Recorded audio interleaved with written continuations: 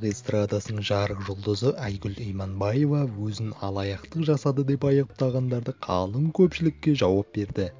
Өнер иесі бұған дейін ешкімді алдап көрмегенін алға тартып, желі қолданушыларының сансыз сыны мүлдем орынсыз екенін айтты.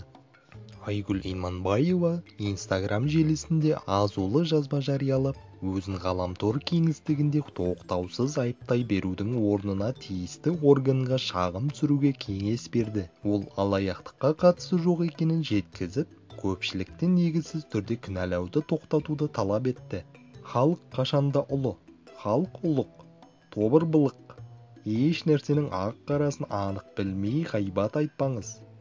Араларыңызда бір адам жоқ. Мен алаяқтық жасап алдаған. Болса заң бар. Барып шағымданыңыздар. Ақ-қарасын Аллаға тапсырып, тыныш ұйықтаңыздар. Энергияларыңызды керек нәрсеге жұмсаңыздар. Мен сіздерді жақсы көремін.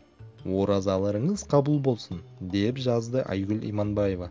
Айта кетейік, бұған дейін Айгүл Иманбаева отандық бағдарламада өзін алаяқтық жасап жүр деп сынаған белгілі кәсіпкермен кездесіп, эфирде шу шығарды. Ашуға булыққан әнші сөзін бөле берген тележүргізушіге де айқайлап тастады. Ол Дина Төлепбергенге әншілер мен халық арасында арандатып отырғаны үшін шүйліккен болатын.